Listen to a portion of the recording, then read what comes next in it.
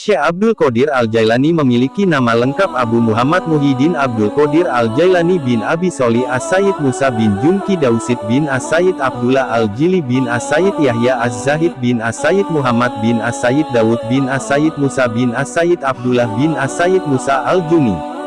Beliau lahir di Jailan, sebelah Laut Kaspia, Iran.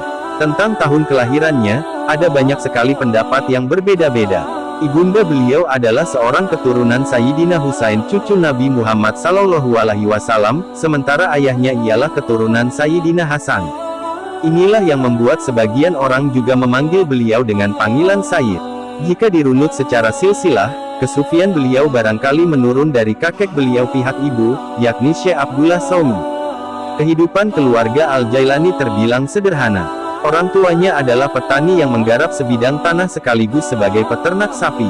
Sapi itu sendiri seringkali digunakan oleh Al-Jailani sebagai alat untuk membajak tanah keluarga mereka. Pada saat itu, kebanyakan penduduk Jailan bermazhab Hanbali, sehingga Al-Jailani pun juga Hanbali. Hal inilah yang selanjutnya memantik keinginannya untuk pergi ke Baghdad sebagai pusat keilmuan mazhab Hanbali sekaligus kiblat ilmu pengetahuan di masa dinasti Abbasiyah. Selepas mendapatkan ilmu pengetahuan dari kampung halamannya sendiri, Al-Jailani kemudian pindah ke Baghdad pada tahun 1095 Masehi, pada usia 18 tahun. Sebuah riwayat menyebutkan bahwa saat ia berangkat, ibunya memiliki 80 dinar warisan dari sang ayah yang akan diberikan semuanya kepada Al-Jilani. Hanya separuh yang Al-Jilani ambil dari harta warisan tersebut, sisanya ia berikan kepada ibunya. Agar terhindar dari perampok, Al-Jailani menyimpan uang itu di saku yang dijahit di bawah ketiak. Selain menempuh pendidikan di Baghdad, Al-Jailani juga diriwayatkan seringkali melakukan pengembaraan dalam rangka penyucian jiwanya. Sebagaimana diceritakan oleh Al-Barzanji bahwa hal ini berlangsung selama lebih dari 25 tahun. Kesibukan menuntut ilmu dan berkelana inilah yang juga membuat Al-Jailani baru menikah saat sudah berusia 51 tahun.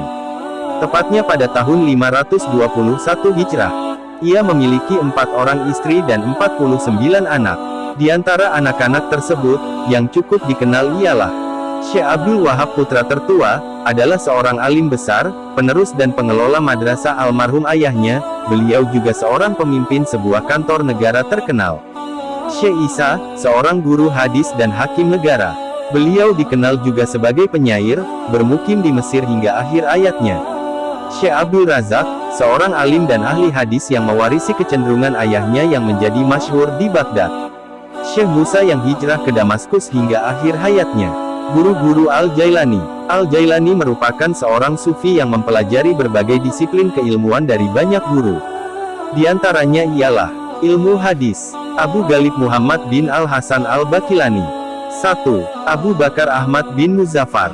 2. Abu Al-Qasim Ali bin Bayan Al-Razak. 3. Abu Muhammad Ja'far ibn Ahmad Al-Siraj. 4. Abu Sa'd Muhammad bin Al-Hushayshi. 5. Abu Talib bin Yusuf, Abu Ghanim. 6. Muhammad bin Muhammad bin Ali bin Maimun Al-Farisi. 7. Abu Qasim Ali bin Ahmad bin Banan Al-Karhi. 8. Abu Al-Barakat Hibabatullah bin Mubarak. 9. Abdul Is Muhammad bin Muhtar.